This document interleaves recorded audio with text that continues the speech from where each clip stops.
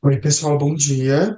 Sejam oficialmente bem-vindas e bem-vindos à primeira aula aberta do Instituto Veresc, intitulada As Bases do Raciocínio Clínico Histórico-Cultural. Eu sou o professor Neto Oliveira, sou psicólogo formado pela Universidade Estadual do Ceará, sexólogo pelo CBI of Miami, que é um instituto de estudo sobre o comportamento da criança, especialista também em psicologia clínica histórico-cultural, mestre e doutorando em psicologia pela Universidade Federal, onde eu estou investigando nesse último ano de doutorado, na reta final, onde eu estou realizando, na verdade, um estudo empírico sobre clínica histórico-cultural, aplicando o método de atendimento a uma população específica, que são homens gays negros. Então, o que não falta, o que não vai faltar, é discussão sobre clínica histórico-cultural, porque é um assunto que eu amo, pelo qual eu sou apaixonado, e pelo qual sou completamente embebido.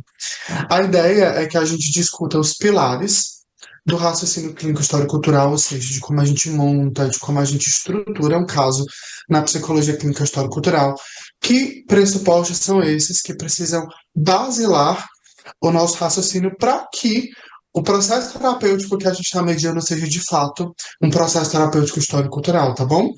Com o avanço aí nos últimos 5 anos, 7 anos, com relação aos estudos no campo da psicologia histórico-cultural na clínica, muito se tem discutido sobre essa psicologia histórico-cultural na clínica, e às vezes, pelo fato da teoria do Vygotsky ser uma teoria muito robusta, uma teoria muito complexa, alguns enganos eles podem surgir acerca daquilo que deve caracterizar, ou melhor dizendo, daquilo que caracteriza de fato uma intervenção clínica histórico-cultural. A ideia é que eu apresente para vocês as bases teóricas e as bases práticas do raciocínio clínico na perspectiva histórico-cultural. Esse é o nosso objetivo. E para que a gente percorra, para que a gente alcance esse objetivo neste sábado pela manhã, eu gostaria de combinar com vocês que, ao longo da facilitação, ao longo da mediação, vocês anotem as dúvidas de vocês para que elas sejam sanadas no momento específico de tirar dúvidas, tá bom? Então, anotem tudo, escrevam tudo, sejam dúvidas acerca dos aspectos teóricos, das bases teóricas, sejam as dúvidas acerca das bases práticas. Infelizmente, por conta do nosso tempo, a gente não vai conseguir dar conta de algumas discussões muito interessantes e específicas da clínica histórico-cultural, que podem ser interessantes, mas que não são o nosso foco imediato.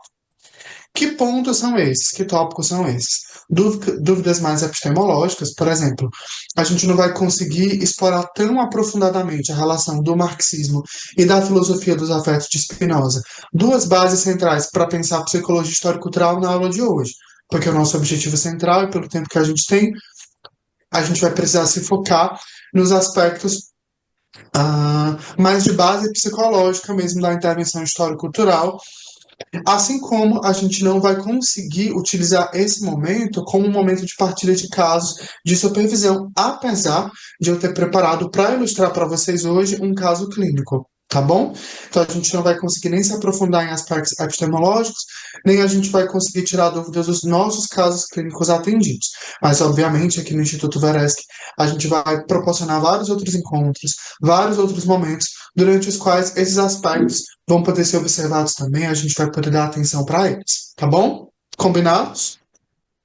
Tendo isso alinhado, pessoal, concordado, a primeira coisa que eu preciso falar para vocês é que a psicologia clínica histórico-cultural é a perspectiva terapêutica fundamentada e resgatada do trabalho do psicólogo soviético Lev Semenovich Vygotsky e dos seus colaboradores. E aí percebam que na apresentação, no slide, eu trago para vocês grifados dois adjetivos: fundamentada e resgatada. Essa é uma definição que eu tenho utilizado nos meus artigos, nos meus capítulos de livro, para deixar muito claro, para deixar muito desenhado e delineado que a psicologia clínica histórico-cultural ela já é manifesta no trabalho do Vygotsky por si só, mas que, apesar dessa manifestação, ou seja, do Vygotsky já ter sido um psicólogo clínico, trabalhar com psicologia clínica e com temas clínicos, a gente se aprofunda em outros aspectos da teoria histórico-cultural vigotskiana e dos seus colaboradores para incrementar, para fortalecer mais ainda essa prática clínica soviética histórico-cultural que já começou na União Soviética, ali no início do século XX, né, nos anos 30, 40, 50, que foram os anos em que o Vygotsky desenvolveu suas pesquisas e a sua teoria vai ficando mais conhecida em diálogo ali na psicologia soviética, mas que, entretanto, não era desempenhada nos moldes psicoterapêuticos que a gente conhece hoje. Então, Vygotsky era um psicólogo clínico? Ele era um psicólogo clínico, mas não dá para dizer que ele era um psicoterapeuta dos moldes contemporâneos que a gente tem hoje, porque, inclusive, o objetivo e o modelo de clínica presente lá na União Soviética era um outro, né? A psicologia no momento da Revolução Socialista Soviética, ela surge com um propósito muito específico: contribuir, e isso está presente nos escritos de Vygotsky e em outros escritos psicológicos soviéticos, para a construção, para o desenvolvimento de um novo homem, de uma nova mulher, que seriam os seres humanos socialistas, né, com essa nova consciência, uma consciência para além do capital, que era o objetivo primeiro e último da Revolução Socialista Soviética. Romper com essas estruturas de domínio e de exploração que o capital e o capitalismo estruturavam, configuravam, desenhavam. Então, por conta desses objetivos históricos, inclusive, da Revolução Soviética, toda a ciência que era produzida na época precisava caminhar alinhada com esse objetivo. E, por isso, a clínica psicológica na época da União Soviética ainda não tinha essa formatação, não tinha esse desenho que nós temos hoje. Então, a psicologia clínica histórico-cultural é uma perspectiva terapêutica e eu diria mais, é um sistema psicológico fundamentado e resgatado do trabalho de Vygotsky e dos seus colaboradores. Que colaboradores são esses? Alguns principais e centrais: Luria, Leontiev, Zygarnik, Euconin, Rubinstein, todas essas pessoas que, a partir dos pressupostos teóricos e metodológicos da teoria histórico-cultural de Vygotsky, desenvolveram tópicos específicos. Luria, no caminho da neuropsicologia, Leontiev, nos estudos sobre atividade e personalidade, Zygarnik, estruturando a patopsicologia, Euconin, sistematizando melhor a teoria do desenvolvimento do Vygotsky, Rubinstein, com os estudos sobre a consciência, etc, etc, etc. Nessa perspectiva, que é a psicologia clínica histórico-cultural, a perspectiva terapêutica que a gente está estudando e na qual a gente tem interesse, o ser humano é eminentemente ativo e se desenvolve de forma psicossocial, além de ser constituído, construído pela cultura, a partir das relações que estabelece com a cultura e com seus pares. Essas são as três principais características do sujeito, ou melhor dizendo, do ser humano, do indivíduo, na psicologia histórico-cultural. A primeira delas, o ser humano é eminentemente social, porque para a psicologia histórico-cultural, a cultura funda a compreensão do ser humano. Diferentemente de teorias clássicas da psicologia, para nós que somos psicólogas e psicólogos histórico-culturais, a cultura não influencia o ser humano. Não se trata de uma mera relação de influência. Trata-se, na verdade, de uma relação de determinação, ou melhor dizendo, de constituição. Dessa forma, a partir de um olhar histórico-cultural, nem existe experiência humana, nem existe indivíduo, nem existe sujeito que não seja fruto, que não nasça a partir da cultura. Então, a cultura é a base para a gente pensar esse ser humano que a gente conhece, tá? E é por isso que se diz que o ser humano, na psicologia histórico-cultural, é eminentemente social. E isso é fundamental de a gente ter internalizado, isso é fundamental de a gente ter apropriado na psicologia histórico-cultural, porque todas as nossas intervenções, inclusive hipóteses diagnósticas, hipóteses clínicas, elas vão partir da noção que os processos de saúde e de adoecimento são determinados, são constituídos também por esse cenário social nos quais nos desenvolvemos, que é social na expressão do tempo histórico em que nós vivemos, que é social na expressão dos hábitos, dos costumes de um povo e de determinada realidade social. Então, o ser humano na psicologia histórico-cultural, o nosso paciente é eminentemente social. Segundo, pessoal, esse ser humano, esse indivíduo da nossa clínica é ativo, diferentemente de certas perspectivas da psicologia em que o ser humano é controlado por uma entidade abstrata, como o inconsciente, ou que ele ainda é uma tábula rasa, esperando os estímulos desenharem a construção dessa personalidade, dessa identidade. Na psicologia histórico-cultural, o ser humano não está num lugar passivo. O ser humano não está no lugar de espera. O paciente não é passivo. O paciente é ativo. Ele se constitui ser humano porque ele se apropria da realidade, ele age sobre a realidade em que ele ou ela está localizado, localizada, transforma essa realidade, se apropria desse conteúdo psicológico externo, transformando em conteúdo psicológico interno. Então, o ser humano, na perspectiva histórico-cultural, é alguém que age sobre o mundo, age sobre o outro, transforma o outro e o mundo, e nessa relação de transformação, ele é transformado também. É assim que acontece o processo de subjetivação para a gente que é da psicologia histórico-cultural. O desenvolvimento da personalidade se dá nas nossas vivências, que são coordenadas a partir de uma relação ativa entre ser humano e realidade. E, por fim, a última característica desse indivíduo, de indivíduo da nossa clínica, é que ele é psicossocial, ou seja, ele não se desenvolve alijado da experiência com o outro e da experiência com a cultura. Tudo aquilo que é intrapsicológico, tudo aquilo que é interno, um dia foi externo. E é assim que o nosso processo de desenvolvimento acontece. Nosso contato com o externo, nosso contato com o meio e com a disposição dos elementos mediadores que estão presentes aí nas nossas relações sociais, seja através dos nossos pais, seja através também da herança cultural que nós, seres humanos, estivemos aí produzindo ao longo dos séculos e dos séculos. Eu sempre falo, pessoal, que a psicologia clínica histórico-cultural, ela tem 4 características. A primeira delas é que ela é dialética. A segunda é que ela é dialógica. A terceira é que ela é interventiva. E a quarta é que ela é intencional. E a gente vai se debruçar nesse segundo momento da nossa aula, depois de termos entendido o que é a psicologia clínica histórico-cultural e quem que é o sujeito, quem que é o indivíduo, o paciente para a gente no cenário terapêutico histórico-cultural, a gente vai se debruçar, mergulhar sobre esses 4 pilares constituidores da clínica histórico-cultural, aos quais precisamos, se quisermos desenvolver de fato uma ação histórico-cultural, estarmos atentas e estarmos atentos. Como eu disse para vocês, o primeiro desses pilares é que essa clínica é dialética. É sabido, é de comum acordo, não há dúvida que a psicologia histórico-cultural é uma teoria marxista. Vygotsky, ele parte do materialismo histórico dialético de Karl Marx, das compreensões filosóficas, econômicas, sociológicas, antropológicas desenvolvidas pelo Karl Marx e pelo Friedrich Engels para pensar sobre psicologia. O que acontece?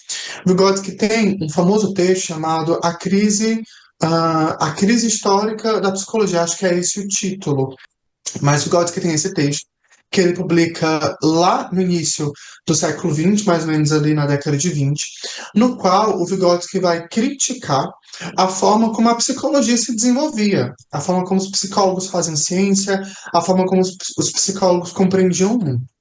A crítica central do Vygotsky era que essas psicologias da sua época, e não coincidentemente essas características se mantêm até hoje, ou eram abstratas, acreditavam em entidades metafísicas, ou eram psicologias mecanicistas, que, por exemplo, buscavam no paradigma do estímulo-resposta toda a explicação para o desenvolvimento da personalidade humana. O Vygotsky vai dizer assim, essas psicologias estão falidas ao fracasso, elas estão falidas a não se desenvolverem, porque elas não estão olhando para um aspecto central da experiência humana. O psiquismo humano, ele é concreto. O psiquismo humano é constituído socialmente. E essas psicologias não olham para aquilo que funda a experiência humana. Neto, então você está dizendo que teorias como a psicanálise, os humanismos, as perspectivas comportamentais não tratam sobre a cultura? Tratam, mas não dão à cultura o lugar que, de fato, ela não assumem, na verdade, em relação à cultura, o lugar que, de fato, ela tem na experiência humana, que é o lugar de fundação da nossa experiência. Para essas teorias, ou a cultura é algo abstrata, ou a cultura é algo que simplesmente nos influencia. Vou dar alguns exemplos para vocês. Na psicanálise, por exemplo, Freud tem texto sobre a cultura, né? Tem até uma fase da obra do Freud que os psicanalistas vão chamar de fase cultural, textos culturais. Mas quando a gente olha para essa cultura, a gente percebe que se trata de uma cultura hegemônica. Uma cultura que vai fundar, independente de quem você seja, do tempo histórico em que você nasceu, da realidade social em que você está se desenvolvendo, você vai desenvolver certos complexos psicológicos, como o complexo de Édipo e o complexo de castração. Isso para psicologia histórico-cultural, pessoal, não faz o menor sentido. Até se a gente fosse, a gente não pensa nessa categoria de complexo, né? Mas se a gente fosse pensar em complexos, numa perspectiva histórico-cultural, esses complexos, eles seriam variáveis em conformidade com a realidade socio-histórica de cada povo. Por exemplo, para nós, da psicologia histórico-cultural, é absurdo pensar que uma criança quilombola, ou uma criança indígena, ou simplesmente latino-americana urbana, vai se desenvolver psiquicamente, assim como as crianças vitorianas, que o Freud analisava. Percebam que, pelo fato da psicologia histórico-cultural ser uma psicologia marxista, uma psicologia das relações concretas, ela leva à máxima potência, ela leva a cabo a compreensão que é a realidade histórica e o fluxo histórico dessa realidade que vai amoldar, que vai construir e constituir essa experiência humana, inclusive os processos de saúde e de doença que nós manejamos o tempo todo no consultório. Seja esse consultório privado, seja esse consultório, o consultório das políticas públicas. O SUS, a intervenção escolar, que às vezes também demanda da gente ações clínicas. Então, pelo fato da psicologia histórico-cultural ser marxista, coloco para vocês que um dos pilares da clínica que é desenvolvida a partir da teoria do Vygotsky é que ela é dialética. E quando a gente fala de dialética, pessoal, a gente está falando eminentemente de movimento. Quando a gente fala de algo que é dialético, a gente está falando que existem pontos que estão concorrendo e que, em contato uns com os outros, vão produzindo outros pontos. Qual que é a ideia geral de dialética? Que a gente vai perceber primariamente lá em Hegel. Existe uma tese que, em contraponto a uma antítese, forma uma síntese. O Marx vai olhar para essa teoria, a teoria hegeliana, e vai falar assim: certo, eu concordo com o fato de que existem teses e antíteses que formam sínteses. Entretanto, esse processo de construção de sínteses não se dá no plano das ideias. Não é ideológico. É a realidade concreta, são as relações históricas que vão promover esse movimento. E é a partir daí que nós, psicólogas e psicólogos histórico-culturais, nos movimentamos, pensamos e refletimos. Essa clínica é uma clínica de movimento e de produção de sínteses, de produção de sentidos, mas sentidos e sínteses essas que se formam na relação concreta dos pacientes com a realidade. Então, nós, psicólogas e psicólogos histórico-culturais, assumimos que o desenvolvimento humano acontece no movimento das relações concretas, que são a base para a construção de nossas funções superiores, dos processos de saúde, assim como das configurações de adoecimento. E tal postura deriva do materialismo histórico-dialético.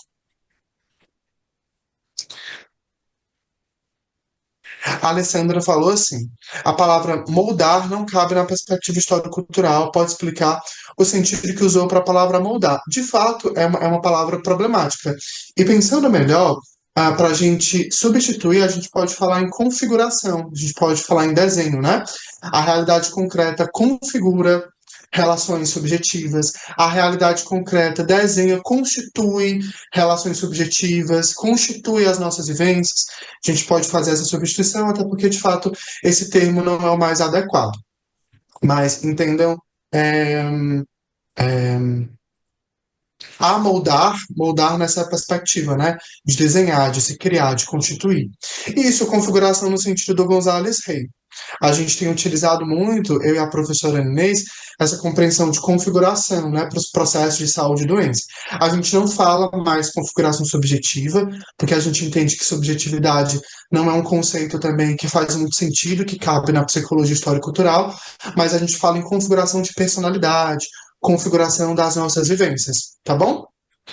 Então, um dos tópicos, um dos aspectos importantes da psicologia clínica histórico-cultural é que ela é dialética, e é dialética porque ela deriva diretamente do materialismo histórico-dialético do Karl Marx. O Vygotsky vai até dizer que ele não queria o marxismo de lambuja, né?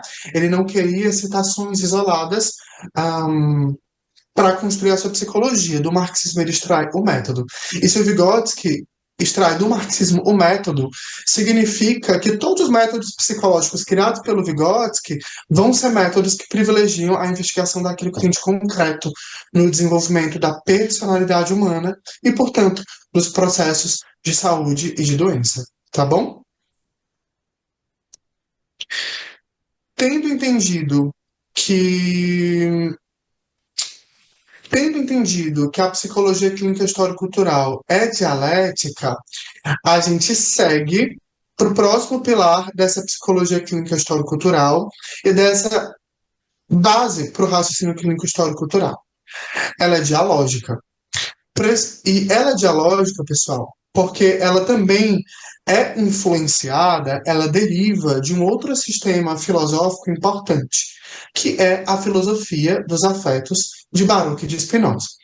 A gente sabe que, ainda que Karl Marx ele tenha sido central, né, a coluna principal da psicologia histórico-cultural, os biógrafos do Vygotsky, inclusive aquelas pessoas que conviviam ali com Vygotsky, né, como Luria Leontiev, vão dizer para a gente em textos. Isso está presente lá no livro Desenvolvimento em Linguagem e Pensamento, acho que é esse o nome do livro, que é uma coletânea de textos do Luria, do Vygotsky e do Leontiev, que o Spinoza era o autor favorito do Vygotsky, era o autor de cabeceira, essa é a expressão que eles utilizam. Então, não tem como a gente fazer uma psicologia histórico-cultural sem a filosofia dos afetos de Spinoza.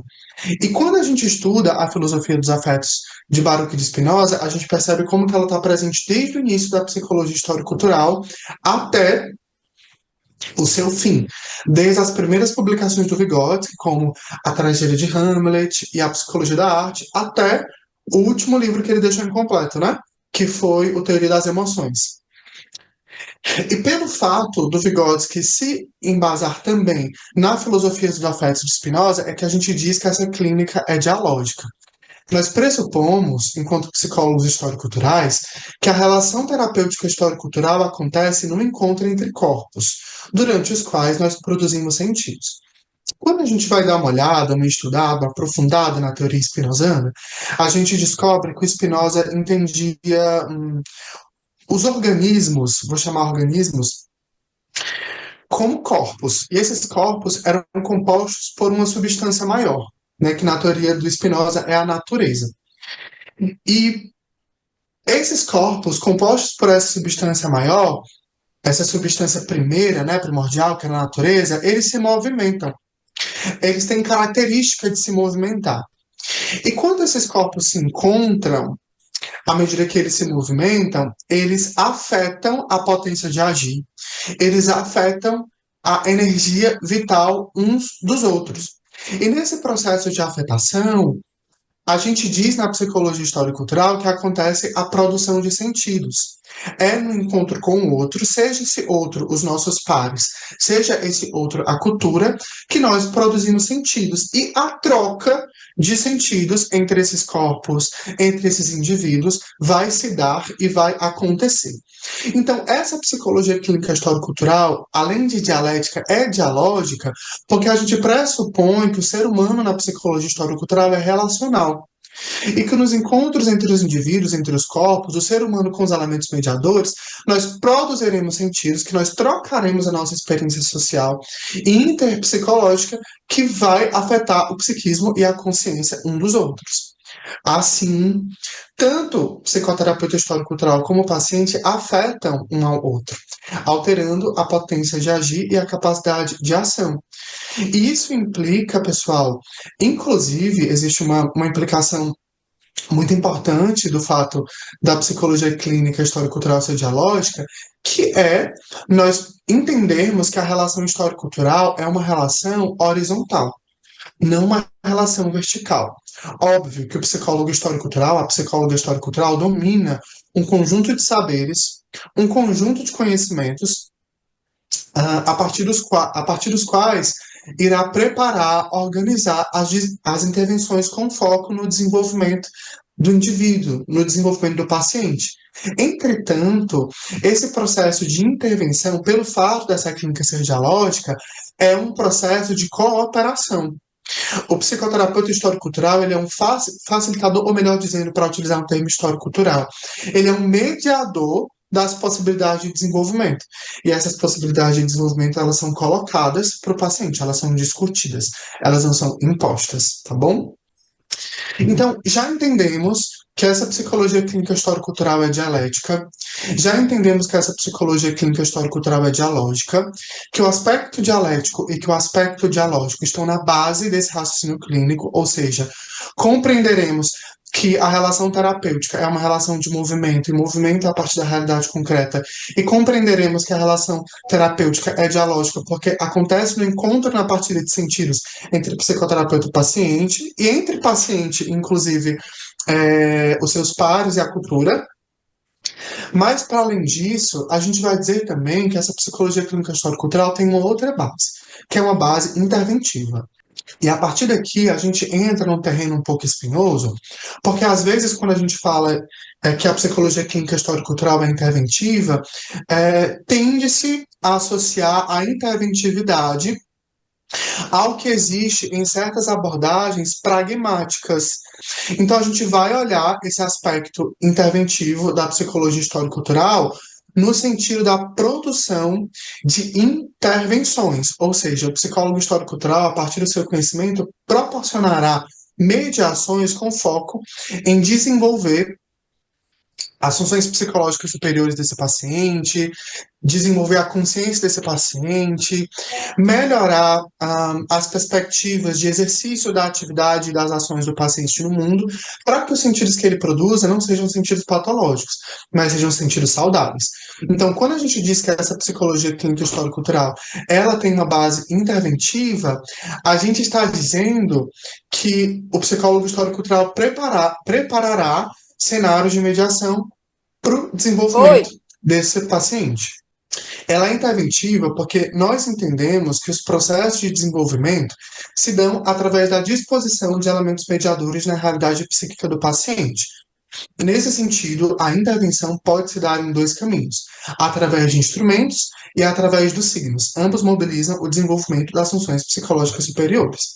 Quando a gente fala de intervenção, pessoal, na psicologia clínica histórico-cultural, não estamos necessariamente falando de protocolos, tá bom? A psicologia clínica histórico-cultural não é uma terapêutica protocolar rígida, mas nós podemos utilizar protocolos, e a gente precisa entender isso juntos. Existem dois tipos de intervenção de mediação descritas na teoria vigotskiana, através dos instrumentos, ou seja, os objetos que nós produzimos a partir do conhecimento acumulado na nossa cultura, e também através dos signos, que são os instrumentos do campo psicológico.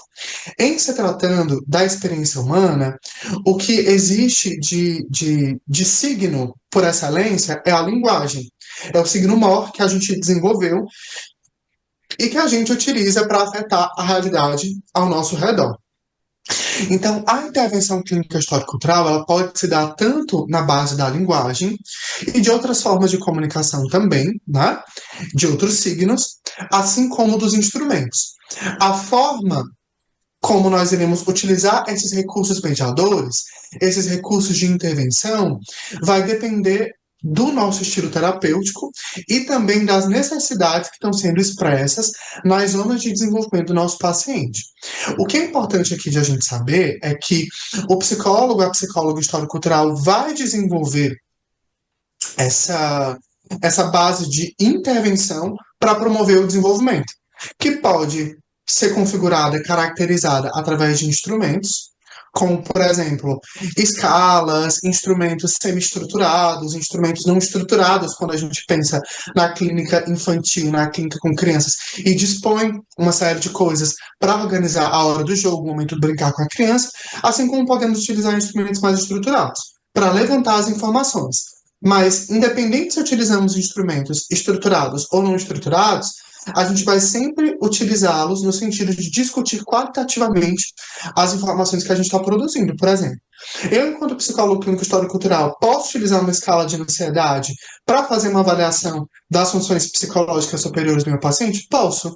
Mas a forma como eu vou discutir os dados, como eu vou discutir aquilo que surge na mediação do instrumento, é que é diferente.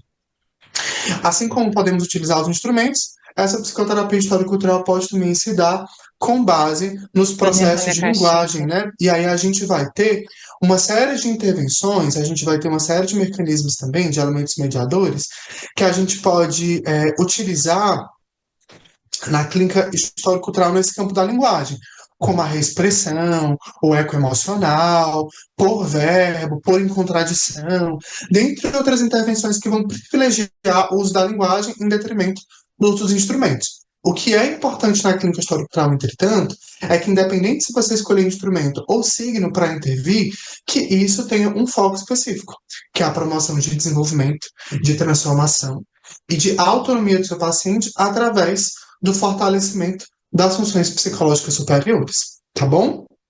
Seguindo nessa linha de raciocínio, é muito importante que a gente entenda que outra base para a construção e para a construção e para a constituição da clínica histórico-cultural é que ela é intencional. Nós, da psicologia histórico-cultural, compreendemos que não existe intervenção clínica histórico-cultural sem finalidade. E os nossos colegas da psicologia histórico-cultural que se debruçam mais sobre o campo da educação, você tá, por exemplo, a maravilhosa da professora Lídia Martins, já compreende isso há muito tempo. Quando a gente vai estudar os textos de educação escolar da professora Lídia Márcia, ela vai dizer o tempo todo que a atividade educacional, que a atividade docente, ou a atividade educacional como um todo, ela precisa ter uma finalidade. Porque isso está expresso na teoria histórico-cultural.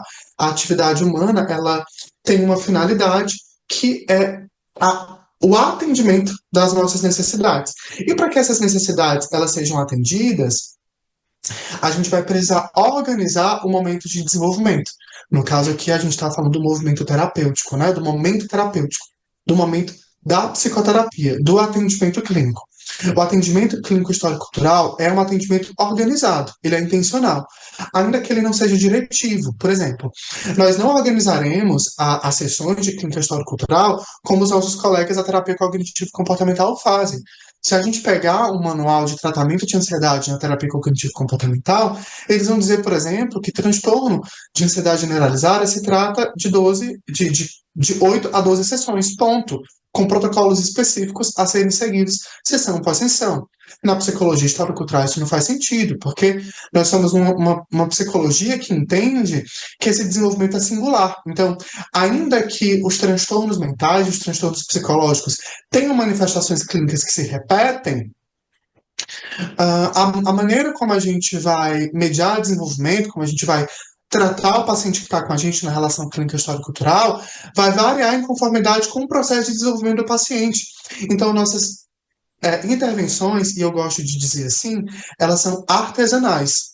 Elas são produzidas especificamente para aquela relação terapêutica em que a gente está inserido, em que a gente está inserida. Então, essa psicologia clínica histórico-cultural, ela é intencional, porque nós sempre queremos alguma coisa com a nossa intervenção. Nós não somos uma abordagem centrada na pessoa ou uma gestalt terapia que deixa o fenômeno livremente se associar. A gente não é uma psicanálise que se debruça sobre o paciente a partir da noção de associação livre. Não existe associação livre na clínica histórico-cultural. O que existe é um processo guiado intencionalmente, com a finalidade, foco e objetivo de promover desenvolvimento. E não se produz desenvolvimento no abstrato. Não se produz desenvolvimento ao acaso. É por isso que é tão importante a gente se aprofundar na compreensão dos instrumentos de intervenção na clínica histórico-cultural, para que a gente tenha no nosso arsenal de intervenção, de reflexão clínica, de montagem do caso clínico, de conceitualização de caso, os elementos mediadores enésimos que a gente possa utilizar naquele caso. Então, a psicoterapia histórico-cultural não é fenomenológica ou crente no inconsciente abstrato para deixar que o psiquismo flua sem direção. Isso não existe em matéria de psicologia histórico-cultural. Assim, nossas ações se orientam pela construção de objetivos desenvolvimentais, que é outra ideia que a gente tem desenvolvido, inclusive está no livro organizado por mim pela professora Ana, né? A ideia de objetivo terapêutico, não de meta, né? Porque a meta é estanque, mas objetivo na concepção histórico-cultural de objeto. Ou seja, aquilo que a gente quer alcançar para satisfazer a necessidade, que no caso da relação clínica é uma necessidade de desenvolvimento dos mais variados tipos. Tá certo? Graças a Deus. Oi, Neto, tá me ouvindo? Tá. O que eu queria perguntar acho que a gente enfrenta um desafio muito grande, né, na clínica, quando a gente precisa apresentar para as pessoas que não conhecem a nossa teoria, a nossa abordagem, né, que a gente encontra bastante, né?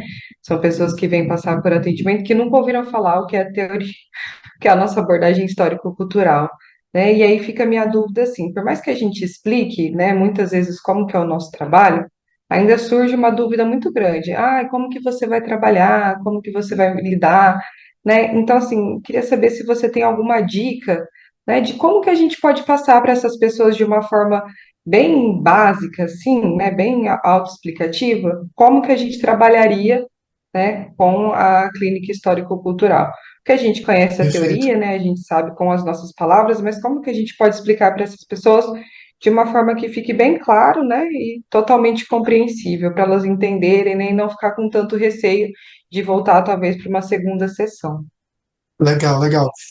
Yasmin, eu amo essa pergunta, porque quando eu comecei a trabalhar com clínica histórico-cultural, essa era uma dificuldade que eu tinha para explicar para as pessoas a abordagem. Geralmente, as pessoas que estão interessadas em psicoterapia não perguntam muito da abordagem. Não sei se na realidade vocês é diferente. Eles buscam mais um psicólogo referenciado por um amigo, por um conhecido, pelas redes sociais, porque já confia, né? Já tem um pré-vínculo ali estabelecido. Mas eu sempre tenho cuidado, até pela militância assim, da clínica histórico-cultural, para que as pessoas conheçam, de explicar sempre a minha perspectiva de atendimento. Então, pessoal, reduzindo e aí enxugando de uma forma leiga, tá? Como eu explico a psicologia histórico-cultural para não psicólogos, eu digo assim. Oi, fulano, oi, cicrano, eu trabalho com a psicologia clínica histórico-cultural. Nessa perspectiva, a gente entende que o nosso estado de saúde e de sofrimento está profundamente influenciado e determinado pelas nossas relações culturais.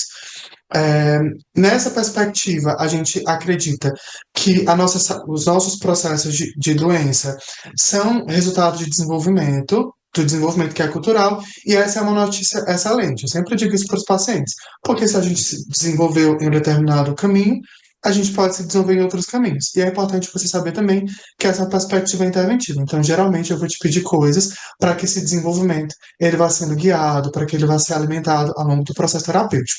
Mas eu destaco esses três aspectos, Yasmin. Eu explico que a abordagem é a clínica histórico-cultural. Eu digo que a gente entende que o nosso sofrimento é influenciado pela cultura. Eu falo que esse sofrimento é processo de aprendizagem e que a gente pode modificá-lo com as intervenções, que vão rumar à produção de autonomia, de desenvolvimento, tá bom? O que diferencia essa clínica histórico-cultural das demais perspectivas psicoterapêuticas? Essas aqui, pessoal, são formulações contemporâneas a partir da teoria, que eu e a professora Ana temos trazido sistematizado nos nossos livros, nas nossas produções. Mas quando a gente olha para a psicologia histórico-cultural por si, a gente já encontra respostas teóricas e práticas muito interessantes nos pressupostos metodológicos vigotskianos, diga-se de passagem, derivados do materialismo histórico-dialético, para diferenciar essa clínica histórico-cultural das demais perspectivas psicoterapêuticas. Que pressupostos metodológicos são esses?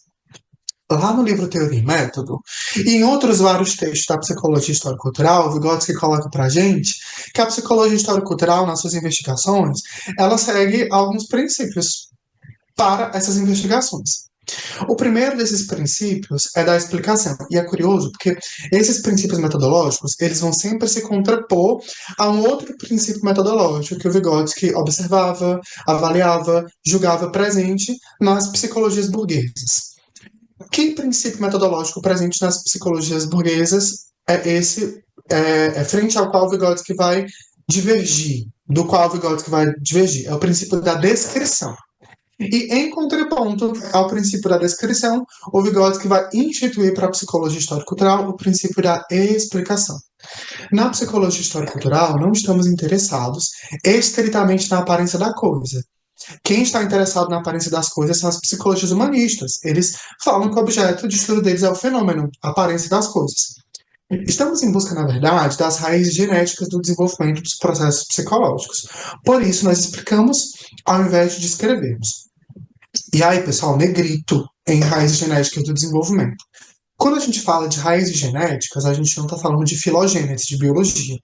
A gente está falando de genética na acepção de gênese, daquilo que é primeiro, né? Daquilo que constitui. Então, quando a gente fala de raiz genética, a gente está falando de origens desse desenvolvimento, que para a psicologia histórico-cultural é uma gênese, é uma origem psicossocial. Então, quando dizemos, ou melhor dizendo, quando Vygotsky e Luria, lá no livro Estudo sobre a História do Comportamento, falam que o comportamento humano só pode ser entendido como história do comportamento, ele está dizendo que nós precisamos buscar os nexos causais, para utilizar um termo histórico-cultural, que configuram o desenho do processo que a gente está analisando. Seja esse um processo saudável, seja esse um processo patológico, um processo adoecido. Então, pelo fato de nós não sermos uma psicologia fenomenológica, não somos, diga-se de passagem, e feliz mais uma vez, não somos uma corrente fenomenológica, nós buscamos explicar as coisas, construir a relação entre os nexos causais, entender o que na história de desenvolvimento, por exemplo, na clínica de um transtorno, contribuiu para que aquela configuração de adoecimento esteja existindo e modificando a atividade do nosso indivíduo na clínica, do nosso paciente na clínica. É por isso que eu sempre tenho dito que a clínica histórico-cultural é uma terapêutica da investigação. Nós sempre buscaremos as raízes de desenvolvimento dos processos de saúde e de doença que a gente está tratando, que a gente está cuidando no consultório. E por que eu falo, gente, tanto de processo de adoecimento como processo de saúde? Porque a clínica histórico-cultural também não é a clínica da patologia. A gente estava falando, né, Alessandra do Gonzalez Rey, e ele já preconizou, já explicou isso pra gente. A psicologia histórico-cultural não é a clínica que se dedica àquilo que tem de adoecido. É uma clínica que se dedica, é uma psicologia que se dedica ao desenvolvimento. Seja esse desenvolvimento saudável, seja esse desenvolvimento não saudável. Inclusive, na maior parte do tempo, na teoria do Vygotsky, o Vygotsky vai se preocupar com os processos saudáveis, né? Ele estava estudando ali o desenvolvimento geral das pessoas. Então, ele estava compreendendo, aplicando as suas leis de desenvolvimento ao estudo, por exemplo, de como o pensamento acontecia, a linguagem acontecia. A Zeigarnik, que vem ali contemporânea barra depois do Vygotsky, vai aplicar essas mesmas leis ao estudo daquilo que está adoecido. O Luria faz a mesma coisa com as afecções neurológicas, com as afecções neuropsicológicas. Então, percebam que a gente sempre vai atrás de investigar as bases desenvolvimentais. Tá bom? É por isso, pessoal, que a nossa clínica histórico-cultural é uma clínica artesanal. Não tem como a gente homogeneizar as nossas intervenções. A gente tem como aprender o máximo de instrumentos, recursos, estratégias de manejo para ter à nossa disposição os instrumentos e as formas de mediação.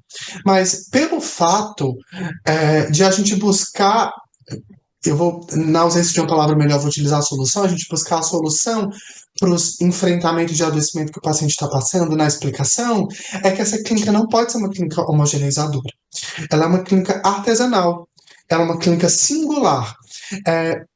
A gente vai ver isso daqui a pouquinho, né? Eu trouxe para vocês um caso de transtorno de ansiedade, e vai ficar claro para vocês que cada transtorno ansioso é um transtorno ansioso diferente. Os sintomas eles podem ser parecidos, mas as causas genéticas, ou seja, as raízes desenvolvimentais da ansiedade em fulano não são as mesmas raízes desenvolvimentais da ansiedade em cicrano.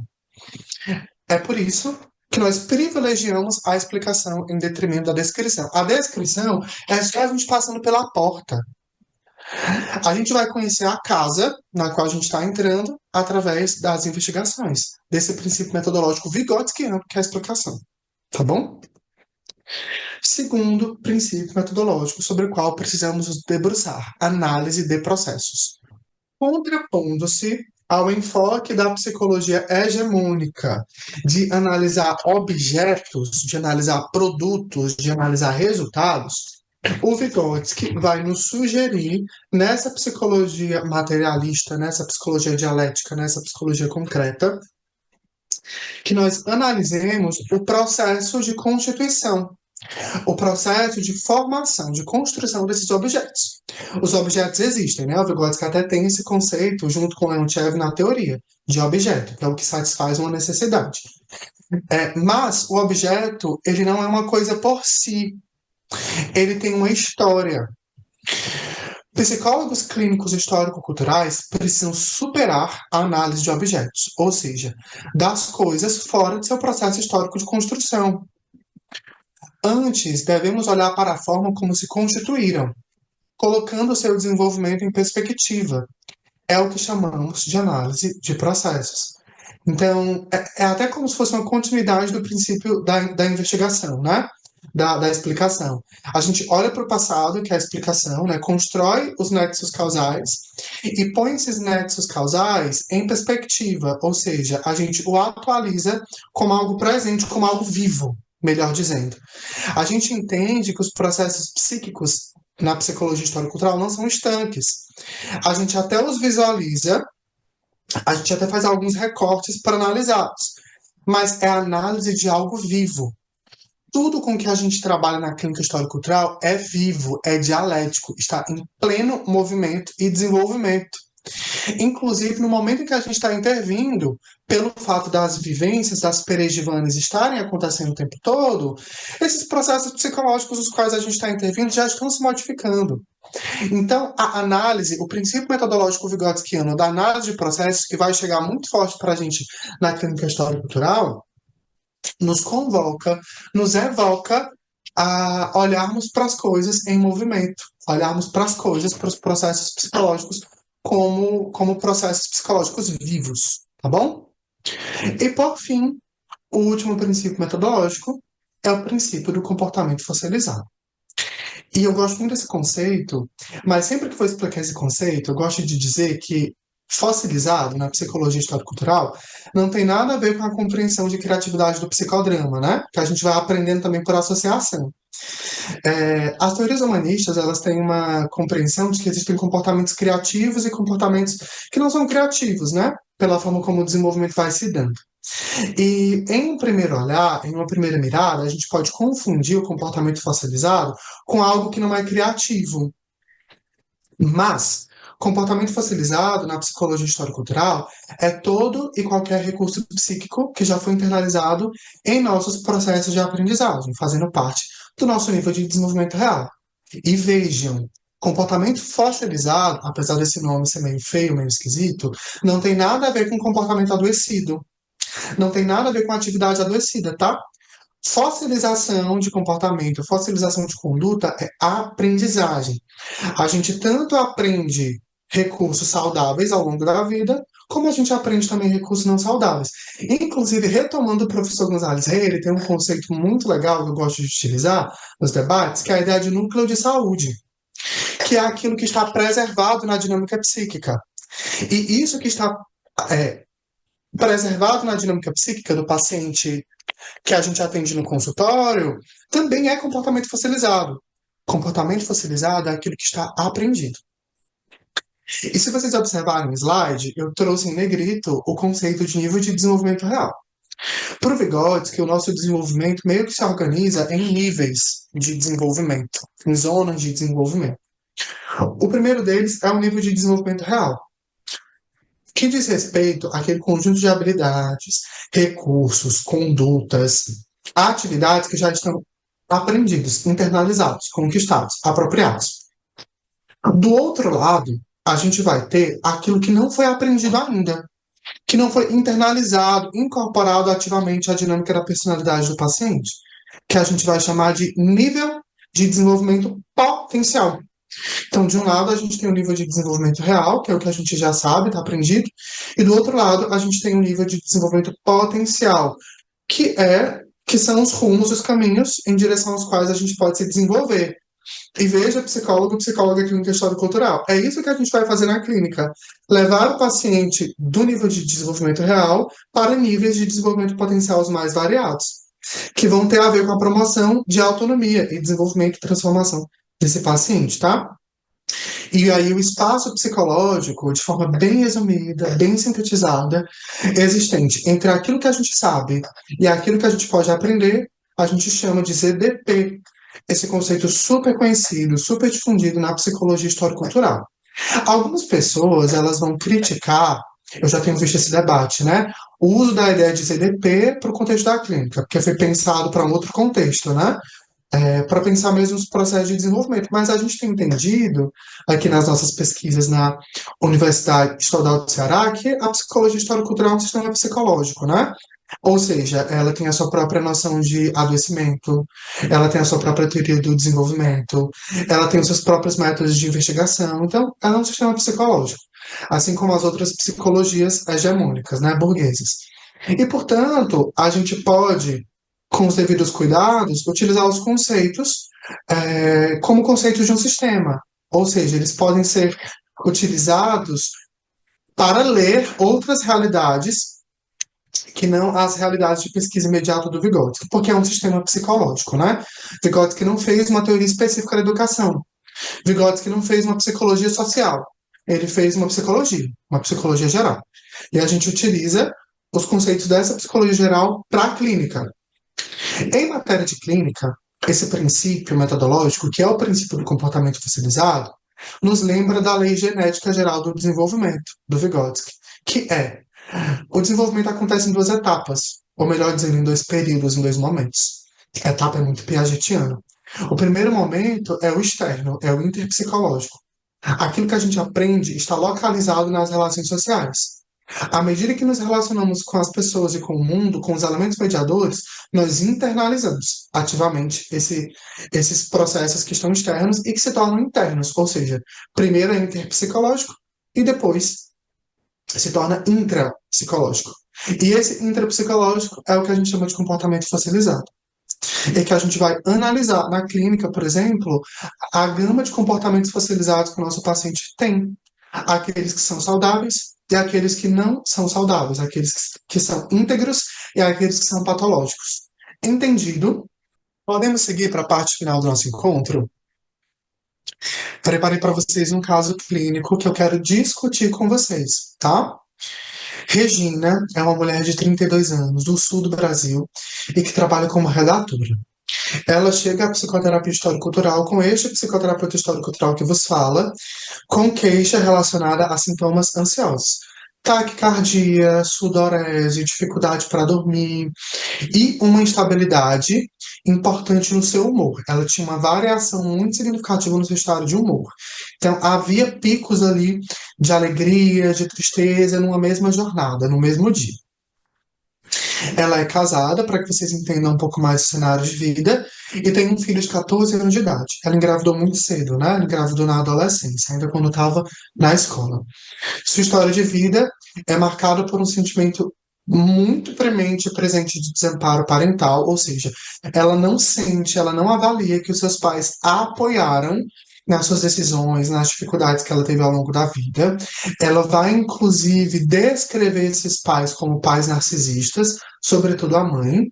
Assim como essa vida é marcada por vivências sistemáticas de violência sexual, as quais alteraram sua capacidade para se relacionar socialmente.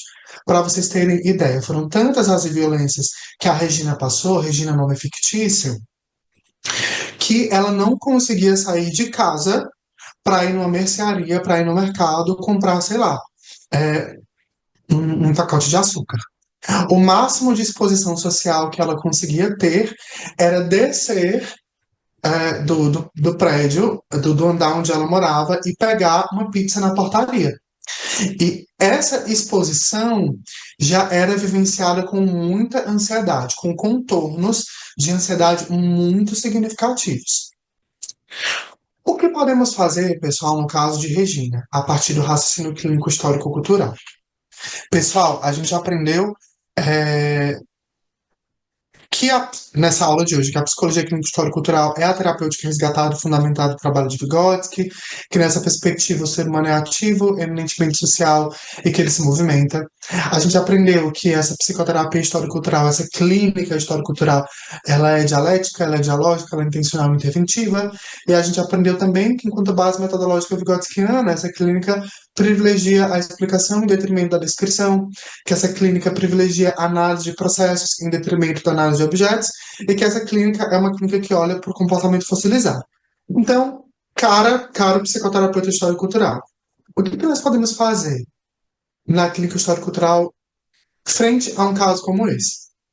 A primeira coisa, pessoal, que a gente vai fazer é uma intervenção que vai ser composta por dois aspectos: o acolhimento da síndrome sintomática e a intervenção nessa síndrome sintomática que se manifesta como um transtorno ansioso, né? Ela claramente tem uma configuração aí de personalidade de transtorno ansioso. No livro Praxis na Clínica Histórico-Cultural, é, lançado e organizado por mim e pela professora Inês, eu tenho um capítulo chamado A Configuração do Processo Terapêutico na Perspectiva Histórico-Cultural, uma proposta, né? E aí, a partir da minha experiência clínica, eu falo para vocês que a psicoterapia histórico-cultural costuma, tá? Não é estanque, não é rígido, ela costuma estar dividida em alguns períodos. Períodos esses que são dialéticos, que não se sucedem é, é, não se sucedem como se fossem etapas, né? Mas são períodos que se movimentam. De todo modo, eu percebo e explico para vocês nesse capítulo do livro que geralmente a gente vai encontrar o paciente em um momento específico, que eu chamo lá no livro, sistematizo e chamo de acolhimento e intervenção da síndrome sintomática.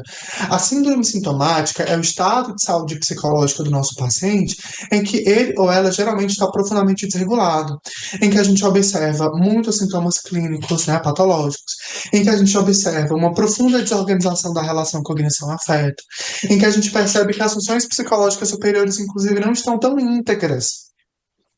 O que a gente vai precisar fazer nesse primeiro momento? Construindo aí com vocês pistas para esse raciocínio clínico histórico-cultural. Promover um ambiente de acolhimento para essa história, né? A gente observa, por exemplo, no caso da Regina, uma mulher que sofre violência sexual ao longo da sua vida como um todo e das mais diversas formas, tanto de pessoas que ela conhecia como de pessoas que ela não conhecia na rua, né? Por exemplo, voltando da escola, ela foi abusada sexualmente. Uma pessoa aparece do nada de um terreno baldio e leva ela para dentro desse terreno baldio. Então, frente a histórias tão doloridas, né, a peregivanes, vivências tão complicadas, a gente precisa marcar nessa relação terapêutica que é dialógica, que é uma relação de troca de sentidos, o quanto, por exemplo, que a gente sente muito pelo fato de a nossa paciente ter passado nesse contexto histórico que é patriarcal, que é machista, que é misógino, esse tipo de vivência que ela sofreu. É fundamental que quando a gente esteja trabalhando com populações minorizadas, que a gente marque essa relação mediadora de dignidade, né? Que a gente lembre os nossos pacientes que as vivências pelas quais elas e eles, no caso que a Regina passou, são vivências absurdas. Nós somos psicoterapeutas histórico-culturais, então nós assumimos que a sociogênese ela é base para o nosso desenvolvimento. A história das relações sociais é base para o nosso desenvolvimento. Então a gente vai marcar, ao longo do processo terapêutico como um todo, o quanto que a gente sente muito e que deveria ter sido diferente. Mas, como eu sempre digo para os pacientes, que bom que a gente se encontrou, porque a gente pode fazer agora uma coisa diferente com essas vivências e construir uma outra narrativa, né? Revisitar essas experiências, simbolizar de uma outra forma e construir estratégias de enfrentamento frente aos danos psíquicos, aos danos psicológicos que essas vivências e relações, interações promoveram na personalidade dessa pessoa. Então, a primeira coisa que a gente precisa marcar, pessoal, é o acolhimento nessa síndrome sintomática. Num segundo momento, paralelamente, simultaneamente, a gente vai precisar também intervir. Eu costumo sempre dizer assim, não tem como a gente se preocupar com a arte, com o consumo de arte, se a gente está com fome. Imagino que vocês concordem comigo, né? Não dá para a gente ir para necessidades complexas, eminentemente culturais, eminentemente do campo da personalidade, subjetivas, se a gente tem coisas básicas que a gente precisa dar conta. E na clínica, pessoal, é da mesma forma. A gente não vai conseguir se aprofundar na história de vida, a gente não vai conseguir se aprofundar no cenário de vida, nos sentidos que o paciente produziu sobre determinada violência que ele ou ela sofreu, se a gente não mediar recursos de enfrentamento nos primeiros momentos do nosso contato histórico-cultural com o paciente, com a pessoa, com o indivíduo, tá? Então, eu costumo, nas primeiras sessões, dialogar com o paciente sobre possibilidades de enfrentamento. No caso da Regina, eu entrei muito com exercícios de neurofeedback, entrei muito com exercícios de reorganização da rotina. A gente vai entrar também com alguns exercícios mais fisiológicos que vão promover esse relaxamento para enfrentamento da ansiedade. A gente vai entrar com exercícios de regulação por momentos de crise, por exemplo. Utilizei com ela técnicas como grounding, utilizei com elas técnicas como a focagem, que é uma técnica histórico-cultural, utilizei com ela técnicas como a ancoragem, dentre outras, que a gente vai utilizando em casos específicos, frente a configurações de adoecimento específicos, para promover regulação, ou melhor dizendo, em termos histórico-culturais, para despotencializar a cisão que está estabelecida entre na unidade de cognição e afeto. Que esse é um sintoma muito comum, pessoal, dos nossos pacientes que vivem no capitalismo. A nossa unidade de cognição e afeto, que é uma unidade na teoria histórico-cultural, está cindida, está rompida, está desarticulada. E, portanto, geralmente produzirá alguns sintomas clínicos, alguns sintomas de adoecimento. Perguntaram para a gente lá na caixinha do Varesc, na semana passada, como que a gente sabe que instrumentos a gente pode utilizar e que não são da nossa abordagem? Aqueles que não ferem, Alessandra, os princípios metodológicos que a gente estudou aqui hoje. Por exemplo, técnicas de mindfulness, técnicas de neurofeedback, elas podem ser utilizadas porque elas estão simplesmente mobilizando funções psicológicas superiores. Agora, veja, dentro do nosso raciocínio clínico histórico-cultural, essas técnicas não têm um propósito por si só. Elas vão ter um propósito de fortalecimento, reintegração, mobilização das funções psicológicas superiores, com as quais a gente trabalha no consultório. Porque para a psicologia histórico-cultural, o psiquismo não é outra coisa senão a articulação das funções psicológicas superiores. E a depender do nível de preservação ou de não preservação dessas funções, como Leontiev diz, nós produziremos uma imagem subjetiva da realidade objetiva X. Se as funções psicológicas superiores não estiverem preservadas, a imagem subjetiva que a gente faz da realidade é uma imagem patológica, é uma imagem desarticulada, que é o que a gente presencia e trabalha quando um paciente ele tem uma configuração de adoecimento psicológico. Por exemplo, no caso da Regina, transtorno de ansiedade do tipo pânico, né? Transtorno de pânico. No transtorno de pânico, geralmente, algumas funções superiores vão estar profundamente bagunçadas, como a emoção e a percepção. Então, a imagem subjetiva da realidade objetiva é uma imagem alterada. E esses recursos, como o neurofeedback, eles podem ser utilizados para mobilizar esses processos superiores, entende? A Gabriele perguntou, Neto, e quando o paciente é muito resistente em aderir às intervenções, mesmo depois de meses de terapia? Veja, tem duas coisas aí que eu observo, Gabriele, que podem ser feitas, que podem ser observadas, analisadas, na verdade. A primeira delas é uma reflexão sobre o nível de desenvolvimento real. Eu sempre falo para os meus pacientes, quando eu vou explicar que a clínica histórico-cultural tem atividades mediadores, para eles entenderem, eu chamo tarefas, mas com vocês, da histórico-cultural, atividades mediadoras, eu explico para eles, Gabriele, que as atividades, elas não são obrigatórias, mas que o desenvolvimento deles na terapia está diretamente relacionado a fazer as atividades. Ainda que esse paciente não consiga fazer a atividade, é fundamental que ele tente fazer.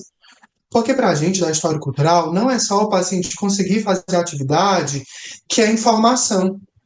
Quando o paciente não consegue dar conta da atividade mediadora, isso é tão informação para a gente quanto.